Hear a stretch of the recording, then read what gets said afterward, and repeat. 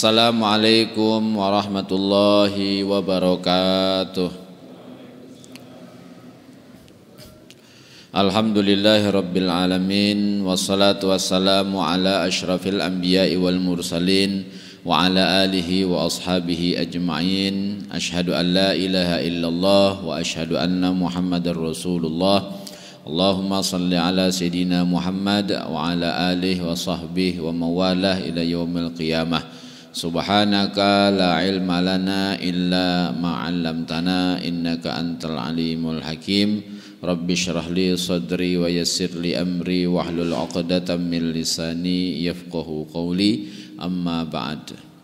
Bapak-bapak, ibu-ibu, jamaah salat maghrib Masjid Jenderal Sudirman yang dirahmati Allah Subhanahu wa taala, marilah kita mendoakan diri kita sendiri dan meminta kepada Allah, mudah-mudahan kita yang hadir pada malam hari ini, warga kita di rumah, anak-anak kita atau cucu kita yang ada di rumah, barangkali ada yang sedang sakit, mudah-mudahan disembuhkan oleh Allah Subhanahu wa taala. Kemudian kalau ada yang punya masalah dengan istrinya, masalah dengan suaminya, masalah dengan orang tuanya, masalah dengan mertuanya, masalah dengan tetangganya, mudah-mudahan diberikan jalan keluar yang damai oleh Allah Subhanahu wa taala. Kemudian juga untuk kelancaran rezeki kita, untuk segala masalah-masalah ekonomi, mudah-mudahan diberikan Allah rezeki yang berkah dan melimpah ruah.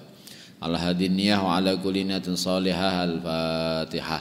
A'udzu billahi minasyaitonir rajim. Bismillahirrahmanirrahim. Alhamdulillahirabbil alamin arrahmanir rahim maliki yaumiddin. Iyyaka na'budu wa iyyaka nasta'in. Shiratal mustaqim shiratal ladzina an'amta 'alaihim ghairil maghdubi 'alaihim waladdallin. Amin. Bapak ibu-ibu, monggo sambil leyeh-leyeh, sambil lendetan, monggo dipersilahkan sambil selonjoran kita ngaji bersama, tidak perlu tegang-tegang. Ngaji nanti karena nggak boleh lendetan terus setelah ngaji masuk rumah sakit.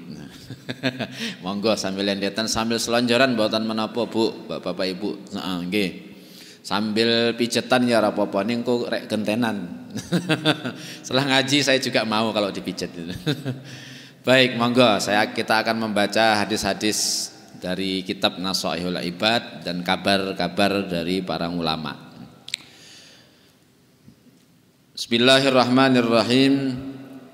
Qala ta'ala, ini merupakan satu hadis yang disebut dengan hadis qudsi.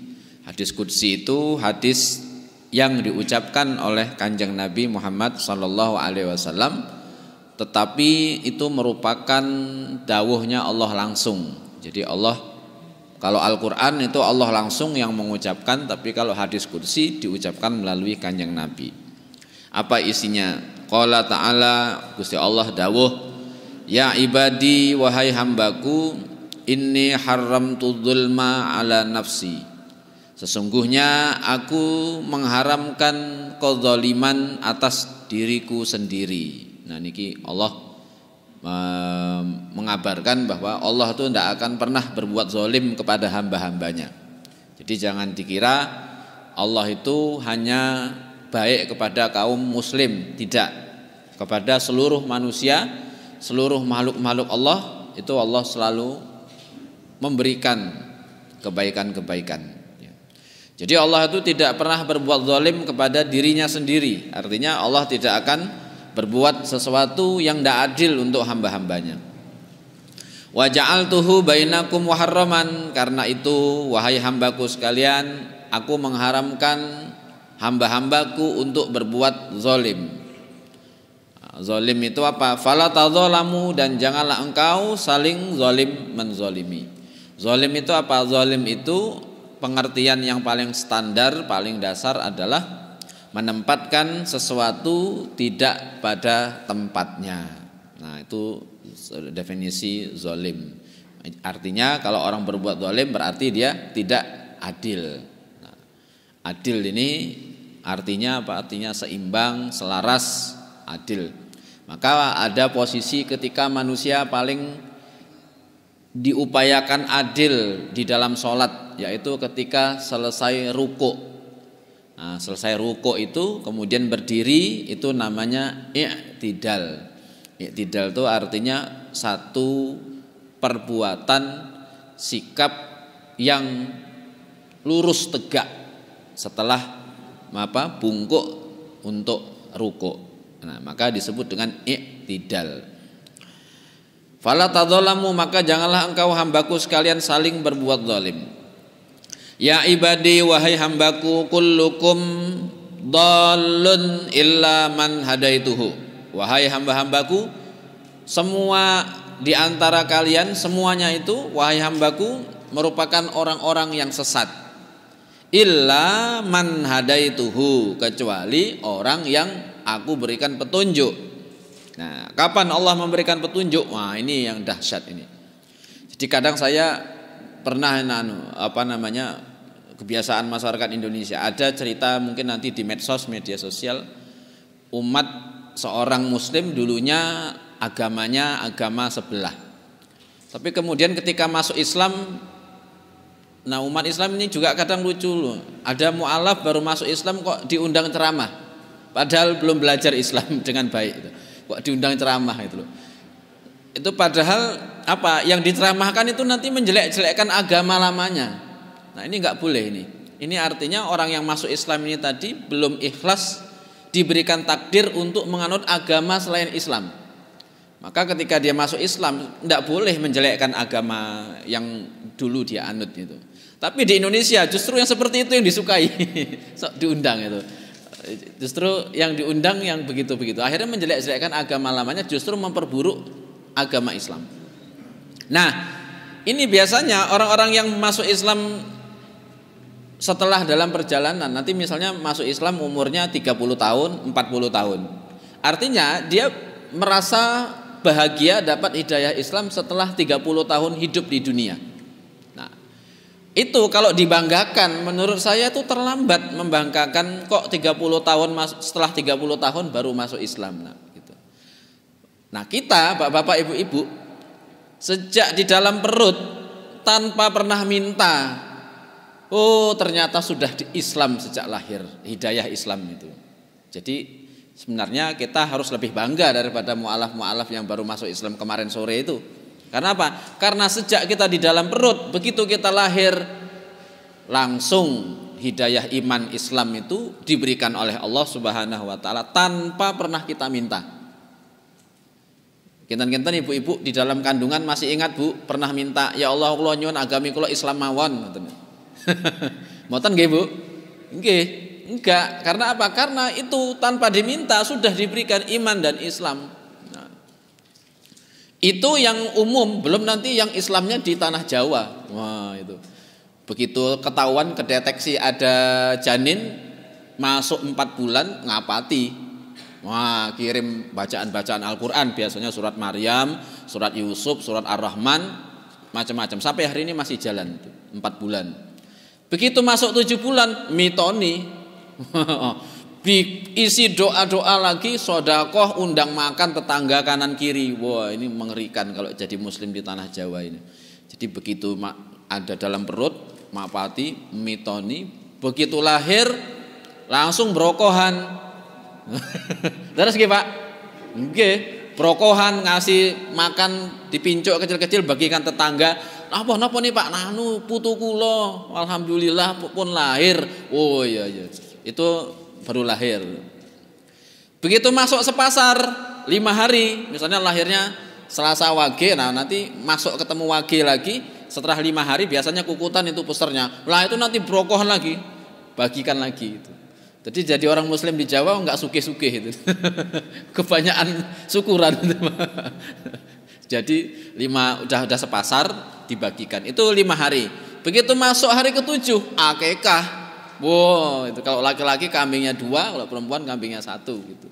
Kalau saya dulu karena kambing yang anak pertama laki-laki mau 2 kambing, duitnya belum kuat, akhirnya tak cicil satu-satu dulu gitu. Tak cicil 1, terus kapan lagi nanti 1 lagi. Pen ketok rajin syukuran itu Pak itu. Nah, akhirnya setelah 7 hari akikah.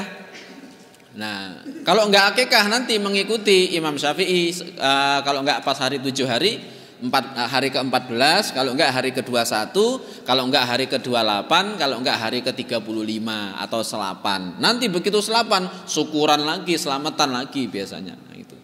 Nah ini dahsyat. Maka itu hidayah iman dan Islam tanpa pernah diminta.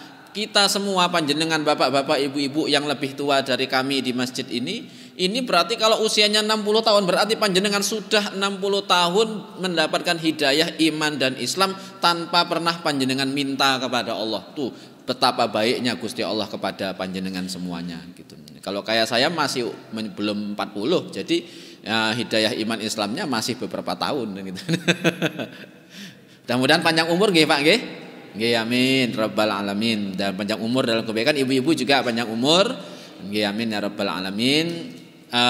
Jangan berharap ada penyakit. Kalau penyakit tua maklum, tapi kalau penyakit-penyakit yang kronis mudah-mudahan insyaallah disehatkan Allah Subhanahu wa taala. Amin ya rabbal alamin. Nah, kita lanjut lagi. Jadi Gusti Allah dawuh kepada hamba-hambanya, wahai hambaku sekalian, sesungguhnya kalian itu sesat kecuali aku berikan petunjuk. Nah, kapan orang diberikan petunjuk? Ketika orang melaksanakan perintah Allah, itu berarti orang ini dapat petunjuk. Ketika panjenengan datang ke masjid berarti panjenengan dapat petunjuk. Gitu. Ketika panjenengan tidak bisa ke masjid, sholat di rumah itu juga dapat petunjuk. Gitu. Kemudian ya ibadi kullukum ja'iun illa man ata'amtuhu, wahai hamba-hambaku sekalian, sesungguhnya kalian itu semuanya lapar, haus, dahaga, illa man ata'amtuhu, kecuali yang aku berikan makan. Jadi Gusti Allah inilah yang memberikan makan lewat perantaraan makhluk-makhluknya gitu. Maka orang yang memberikan sedekah, orang yang memberikan zakat itu sangat mulia. Kenapa? Karena orang yang memberikan sedekah, memberikan zakat itu menjadi wakilnya Gusti Allah untuk membagi-bagikan rahmat kepada banyak orang gitu ya. Maka perintahnya di dalam Al-Qur'an, aqimus shalah wa atuz zakah. Laksanakanlah salat dan tunaikanlah, datangkanlah zakat. Jadi kalimat atuz zakat itu artinya datangkanlah zakat. Sehingga amil-amil zakat itu kalau mau membagikan zakat itu yang datang amilnya, bukan orangnya, bukan orang yang mendapat zakat yang dipanggil ke masjid, tapi amilnya yang mendatangi orang yang diberikan zakat. Karena perintahnya atuz zakat, datangkanlah zakat. Hati-hati kalau nulis di WA kata-kata zakat itu huruf T sering ganti kadang jadi huruf R. Nah, itu agak bahaya supaya enggak pengertian. Biasanya huruf T karena WA ini kadang kita ngetik-ngetik itu salah ngetik gitu kan. Ada cerita mertuanya minta tolong, "Le, mbok mrene, aku loro," kata mertuanya. Terus mantunya balas, "Nggih, Pak, mungkin ndang mari. Cuma salah ketulis mati." Nah, gitu. "Nggih, Pak, mungkin ndang mati." Lah mertuanya ngamuk kan. "Kowe ndongake aku mati ya?" gitu. Nah, itu hati-hati kalau nulis zakat, nulis mari ya gitu-gitu tuh supaya enggak ganti jadi huruf yang lain. Nah, itu. Ya ibadi fastata'imuni, karena aku yang memberikan makan, maka wahai hambaku kata Allah, mintalah makan kepadaku. Artinya minta rezeki kepada Allah Subhanahu wa taala. Uta'imkum, maka ketika engkau minta rezeki maka aku akan memberi, kata Allah Subhanahu wa taala. Pasti diberi Allah Subhanahu wa taala. Ya ibadi wahai hambaku kullukum arin, engkau semuanya itu pada dasarnya adalah telanjang. Illa man kasautuhu, kecuali yang aku berikan pakaian. Maka bayi-bayi yang baru lahir, semua bayi lahir itu telanjang, diberikan pakaian oleh Allah melalui orang tuanya. Fastaksuni, maka mintalah pakaian kepadaku. Aksukum, niscaya akan aku berikan pakaian untukmu. Ya ibadi wahai hambaku innakum tukhti'una billaili wan nahari. Wahai hamba-hambaku, sesungguhnya kalian itu setiap malam dan siang itu pasti akan berbuat salah. Wa ana aghfirudz dzunuba jami'an, dan aku maha mengampuni dosa-dosamu sekalian. Fastaghfiruni, maka mintalah ampun kepadaku. Nah, waktu yang bagus untuk minta ampun kepada Allah atau membaca istighfar itu adalah waktu-waktu menjelang subuh atau waktu sahur. Nah, maka bapak-bapak ibu-ibu kalau minta ampun kepada Allah Subhanahu wa taala itu paling baik waktunya itu adalah ketika sahur atau beberapa menit menjelang subuh. Nah, itu waktu yang paling bagus untuk mengucapkan astaghfirullahal azim, minta ampun atas dosa-dosanya. Ya ibadi, wahai hamba-hambaku sekalian, lan tablughu dharri fatadurruni. Wahai hamba-hambaku sekalian, engkau sama sekali tidak akan bisa membuatku bahaya. Maksudnya manusia itu enggak akan bisa membahayakan Gusti Allah. Lan tablughu dharri fatadurruni. Walan tablughu naqsi, walan tablughu naf'i fatamfa'uni. Maka engkau pun tidak akan bermanfaat untukku, maka engkau tidak akan bisa bermanfaat. Ini artinya apa? Artinya Gusti Allah itu kalau kita semuanya enggak beriman, itu Gusti Allah enggak rugi. Nah, ketika kita beriman, itu Gusti Allah juga enggak untung. Nah, artinya apa? Artinya Gusti Allah itu maha terlepas dari hamba-hambanya. Kalau kita beriman kepada Allah, taat kepada Allah, maka itu keuntungannya adalah untuk kita sendiri, bukan untuk Allah Ta'ala.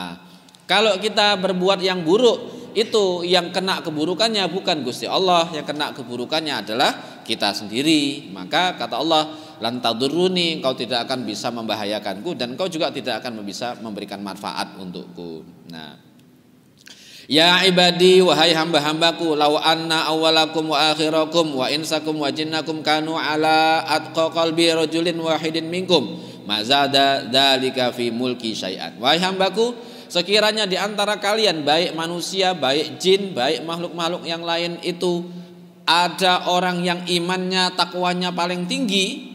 Nah, itu apa kata Allah di sini? Itu mazada dzalika fi mulki syai'an. Itu tidak akan menambah keagunganku. Jadi sekiranya di dunia ini ada orang imannya paling tinggi, paling bagus, itu tidak menambah keagungan Allah Subhanahu wa taala. Karena keagungan Allah itu terlepas dari apakah manusia itu mau taat atau tidak. Nah, kemudian apa lagi? Ya ibadi, law anna awwalakum wa akhirakum wa insakum wa jinnakum kanu ala afjari qalbi rajulin wahidin minkum ma naqasa dzalika fi mulki syai'an. Wahai hambaku, sekiranya di dunia ini ada orang yang paling banyak dosanya, sampai-sampai sekira-kira kalau dia minta ampun mungkin tidak terampuni, itu pun tidak mengurangi keagungan kekuasaanku, kata Allah Subhanahu wa taala. Wah, ini jadi ini menegaskan Gusti Allah itu tidak bisa diintervensi oleh manusia. Nah, oh tapi Pak, saya kalau berdoa, doa saya dikabulkan Allah, itu kan artinya kita dapat otak-atik Gusti Allah. Oh enggak, doa kita dikabulkan Allah itu karena Allah yang memang memberikan, bukan karena kita yang otak-atik gitu. Karena apa? Karena Gusti Allah itu sejak sebelum kita lahir itu sudah ditulis besok bakal dungone dungo apa, mocone moco apa, ngajine ning ndi, salate ning ndi, semuanya sudah ditulis. Sampai-sampai ketika kita naik ini malam ini nanti mau sholat Isya, nanti imamnya sholatnya bacanya surat apa, itu semuanya sudah ditulis. Ya, sehingga sama sekali tidak membahayakan Allah dan sama sekali tidak menguntungkan Allah Subhanahu wa taala. Nah, ini enaknya jadi orang muslim itu begini. Kemudian, ya ibadi, wahai hambaku, law anna awwalakum wa akhirakum wa insakum wa jinnakum qamu fi sa'idin wahidin qalu fasa'aluni fa'ataitu kulla wahidin mas'alatahu ma naqasa dzalika mimma indi illa kama yanqusul muhitu idza udkhilal bahra. Wahai hambaku, jika ada seseorang yang naik ke puncak langit paling tinggi, kemudian dia minta sesuatu kepadaku, kemudian permintaannya itu aku kabulkan, kata Allah, itu tidak mengurangi perbendaharaan kekuasaanku. Seperti halnya air laut, kalau itu dimasukkan benda, itu enggak akan menambah beratnya air laut. Nah, volume laut itu tidak akan bertambah kalau kita masukkan benda-benda berat. Nah, Kalau ada perahu di laut itu volume laut nggak akan bertambah, ya tetap segitu. Nah kira-kira seperti itulah Allah menggambarkan. Kalau kira-kira kita minta sesuatu kepada Allah, lalu Allah mengabulkan permintaan kita, itu khazanah atau perbendaharaan kekuasaan Allah tidak akan berkurang. Nah jadi kalau panjenengan minta kepada Allah, minta sekalian yang banyak.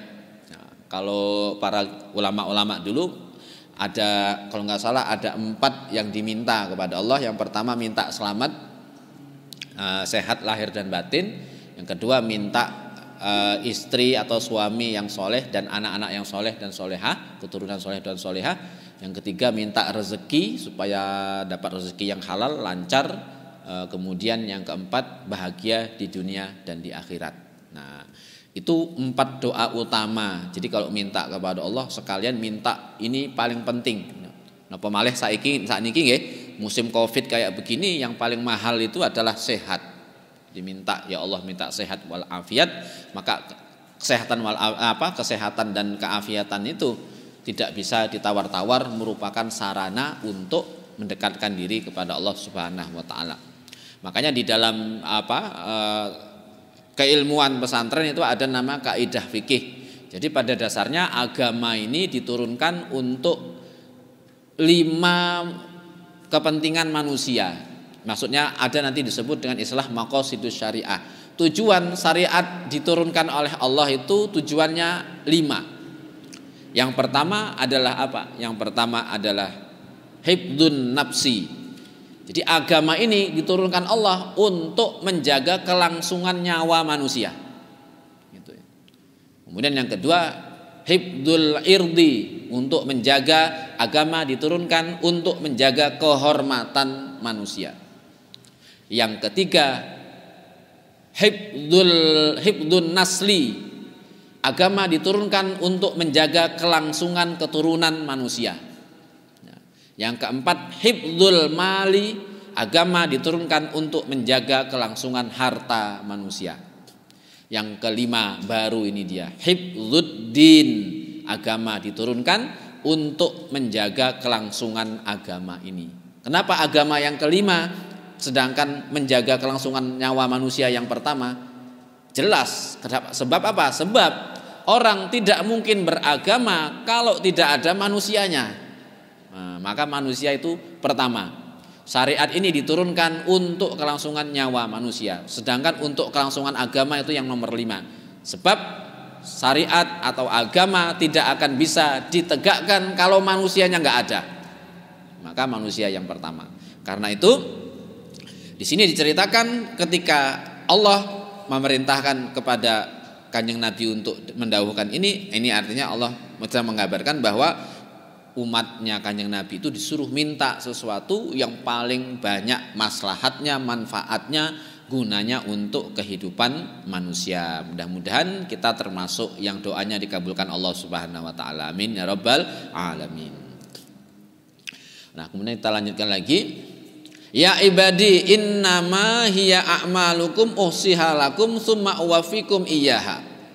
Wahai hambaku, sesungguhnya amal-amalmu itu akan aku hitung dan nanti akan aku balas.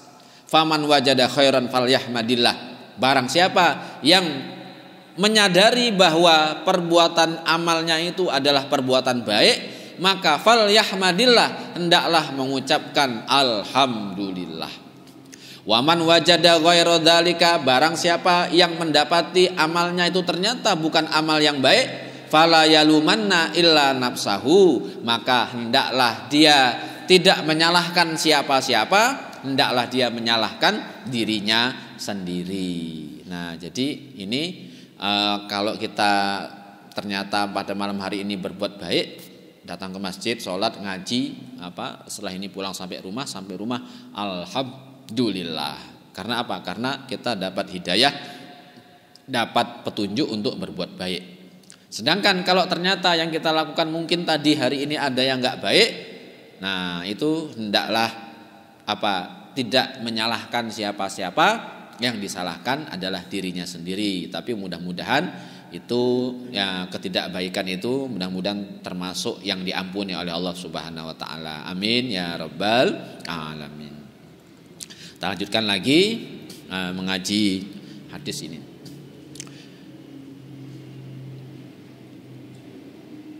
Jadi ada satu hadis Syekh Nawawi Al-Bantani ini dapat dari berbagai macam ulama-ulama. Saya langsung bacakan hadisnya saja. Ar-rahimuna yarhamuhumur rahman. Orang yang penuh rasa kasih sayang itu akan disayangi oleh Allah Subhanahu wa taala.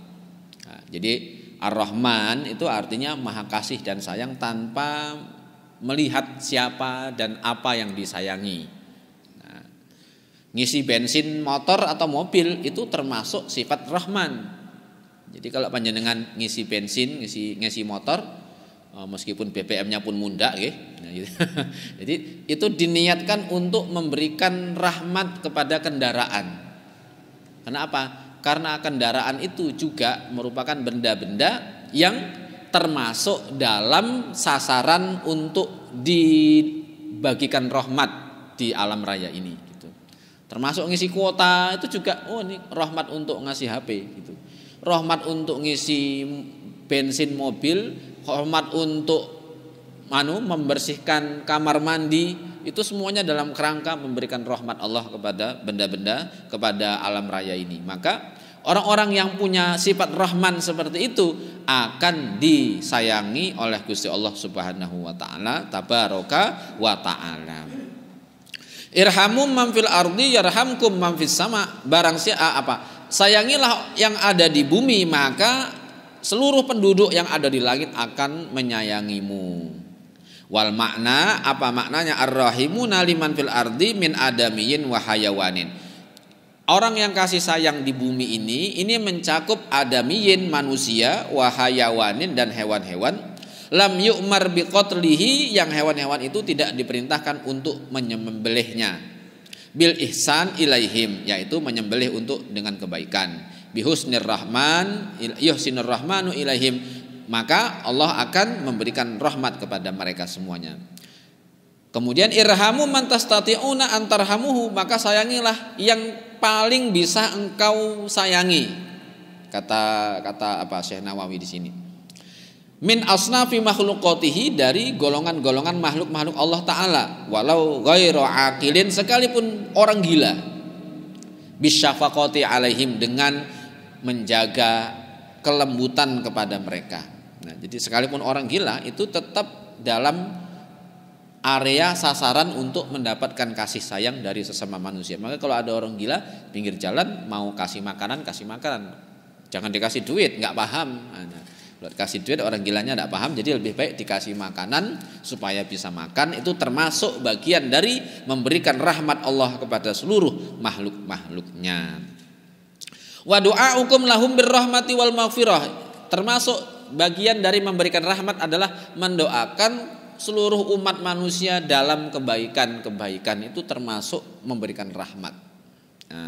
Wal maghfirah, dan mendapatkan ampunan. Yarhamukumul malaikah wa marrahimathu ammatan li ahli samai li ahli samai alladziina hum aktsaru min ahli al-ardi. Jadi orang yang sering memberikan rasa kasih sayang di dunia itu akan disayangi oleh penduduk di langit. Sedangkan penduduk di langit itu lebih banyak daripada penduduk bumi. Nah, misalnya penduduk bumi kurang lebih 3 miliar. Nah, itu penduduk langit lebih banyak daripada penduduk bumi. Maka orang yang memberikan kasih sayang untuk penduduk bumi, maka dia akan disayangi oleh penduduk yang ada di langit. Siapa itu? Ya, golongan para malaikat, para nabi-nabi yang semuanya senantiasa menyembah dan mensucikan Allah Subhanahu wa taala. Jumlah mereka lebih banyak daripada jumlah manusia, dan jumlah mereka lebih banyak daripada jumlah makhluk-makhluk Allah yang lain. Wala yajuzu, dan tidak boleh li syakhsin, bagi setiap orang, an yad'u li jami'il muslimina bi ghafri jami'i dzunubihim. Tidak boleh seseorang itu mendoakan supaya Allah mengampuni semua dosa umat manusia. Itu tidak boleh. Sekali lagi, enggak boleh mendoakan supaya Allah mengampuni semua dosa semua umat manusia. Ya Allah, ampunilah semua dosa semua umat manusia. Itu tidak boleh. Karena apa? Karena itu melanggar ketentuan Allah Subhanahu wa taala. Allah sudah menciptakan surga dan neraka, itu artinya besok ada yang jadi penghuni surga, ada yang jadi penghuni neraka. Jadi kalau kita doakan orang seluruh dunia itu semua dosanya diampuni oleh Allah, itu melanggar perintah Allah, melanggar ketentuan Allah. Jadi kalau mau mendoakan, doakan ya Allah ampuni dosa-dosa umat manusia, enggak apa-apa. Tapi kalau semua umat manusia, nah itu enggak boleh. Semua dosa, semua umat manusia itu enggak boleh. Karena apa? Karena itu nanti melangkahi ketentuan Allah Subhanahu wa taala. Nah, karena sudah menciptakan surga dan neraka, nah itu harus ada yang menempatinya nanti itu, gitu ya. Nah, kemudian dilanjutkan lagi di sini, au yad'u li faqirin binahwi mi'ati dinarin wa salahu jihatun yatasahhalu minha. Dan tidak boleh juga mendoakan orang miskin supaya cepat kaya tapi enggak realistis. Contoh gini, ya Allah jadikanlah orang miskin yang ada di daerah Kolombo ini itu punya rumah besar kayak rumahnya Raffi Ahmad. Nah, enggak boleh itu. Nah, enggak boleh. Kenapa? Karena tidak ada jalan si orang miskin ini untuk berusaha supaya dapat rumah kayak gitu. Nah, loh tapi kan sekarang ada uang kaget Pak. Iya ada uang kaget. Cuma uang kaget itu anugerah tapi menyiksa. Kaget dinai duit 5 juta suruh belanja lari tergopoh-gopoh, itu kan spot jantung. Untung orang yang kasih uang kaget masih muda lah, kalau orang tua terus tergopoh-gopoh itu ngasih nikmat tapi nyiksa gitu. Gak apa-apa tapi nyiksa. Sama kayak diskon salah satu provider pulsa, hari ini berlaku diskon Rp1 19 giga tapi cuma 1 hari. Itu juga ini ngapain ngasih diskon kok nggak kayak Gusti Allah. Gusti Allah tuh loh ngasih diskon seumur hidup kan gitu kan. Maka tapi nggak apa-apa, kebaikan-kebaikan begitu penting. Untuk apa? Untuk menunjukkan bahwa Allah memberikan nikmat, meskipun nikmat itu kadang harus diberikan dalam keadaan yang membuat manusia itu jadi kaget. Nah, itu. Lebih baik dapat rezeki itu dalam keadaan normal, kita sadar mendapatkan rezeki dan kita tidak tertuntut untuk mengalokasikan rezeki itu. Nah, maka tidak boleh juga mendoakan orang miskin cepat kaya tapi dia tidak punya jalan untuk mewujudkan itu tidak boleh itu.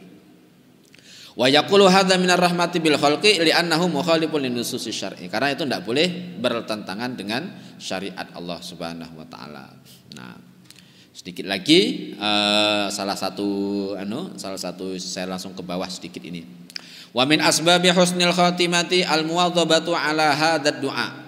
Dan di antara sebab-sebab orang bisa mati husnul khatimah itu adalah karena sering mendoakan apa doanya, ini dia. Allahumma akrim hadhil ummatal Muhammadiyah. Jadi ya Allah muliakanlah umat Kanjeng Nabi.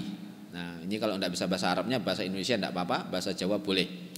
Apa ini salah satu sebab orang bisa husnul khotimah, matinya dalam keadaan baik, apa mendoakan kebaikan untuk umat Kanjeng Nabi Muhammad sallallahu alaihi wasallam.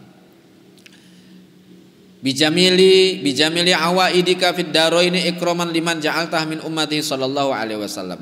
Wa minha al-muwadhabah ala hadu baina sunnati subhi wa fardhihi.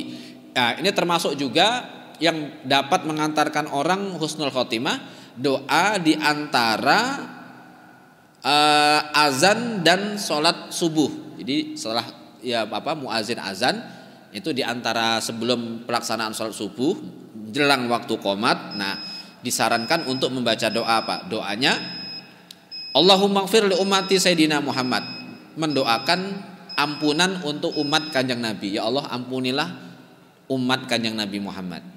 Nah, Allahumma arham ummata sayyidina Muhammad. Ya Allah sayangilah umat Kanjeng Nabi Muhammad. Allahumma astur ummata sayyidina Muhammad. Ya Allah tutuplah aib umat Kanjeng Nabi Muhammad. Allahumma hafadz ummata sayyidina Muhammad. Ya Allah jagalah umat Kanjeng Nabi Muhammad. Allahumma jebur ummata sayyidina Muhammad. Ya Allah jagalah umat Kanjeng Nabi Muhammad. Allahumma aslih ummata sayyidina Muhammad. Ya Allah perbaikilah umat Kanjeng Nabi Muhammad. Allahumma afi ummata sayyidina Muhammad. Allahumma ya Allah, berikanlah kemanfaatan kepada umat Kanjeng Nabi Muhammad. Allahumma hfadz ummata sayyidina Muhammad, jagalah umat sayyidina Muhammad. Allahumma arham ummata sayyidina Muhammad, ya Allah sayangilah umat sayyidina Muhammad. Ya Allah, kemudian rahmatan ammah, rahmat yang seluruh untuk seluruh alam raya ini. Allahumma ighfir ummati sayyidina Muhammad maghfiratan ammatan ya rabbal alamin. Allahumma farij an ummati sayyidina Muhammad farajan ajilan ya rabbal alamin. Jadi ini kalau ingin salah satu cara untuk dapat mendapatkan husnul khotimah, di antara azan subuh dan sholat subuh itu nanti memperbanyak mendoakan supaya umat Kanjeng Nabi Muhammad itu diampuni oleh Allah, disayangi oleh Allah, diperbaiki oleh Allah, aibnya ditutupi oleh Allah, dan berbagai macam kekurangan-kekurangan umatnya Kanjeng Nabi didoakan mudah-mudahan dipenuhi oleh Allah menjadi kecukupan-kecukupan. Amin ya rabbal alamin. Itu termasuk salah satu salah satu doa yang dapat mengantarkan kita mendapatkan husnul khotimah. Mudah-mudahan kita yang hadir di sini, istri dan atau suami kita di rumah, anak-anak kita, keturunan kita, termasuk orang-orang yang mendapatkan kasih sayang Allah Subhanahu wa taala. Al-hadiniyah wa ala kulli niyatin salihah. Al-Fatihah. A'udzubillahi minasyaitonir. Bismillahirrahmanirrahim. Alhamdulillahirabbil alamin arrahmanir rahim maliki yaumiddin iyyaka nasta'in.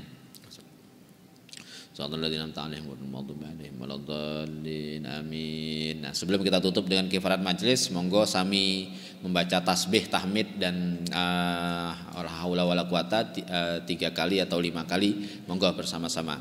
Subhanallah walhamdulillah wala ilaha illallah wallahu akbar. Subhanallah walhamdulillah wala ilaha illallah wallahu akbar. Subhanallah walhamdulillah wala ilaha illallah wallahu akbar. Subhanallah walhamdulillah wala ilaha illallah wallahu akbar. Subhanallah walhamdulillah wala ilaha illallah wallahu akbar. Subhanakallahumma wa bihamdika asyhadu an la ilaha illa anta astaghfiruka wa atubu ilaika. Dari kami mohon maaf atas segala kekurangan.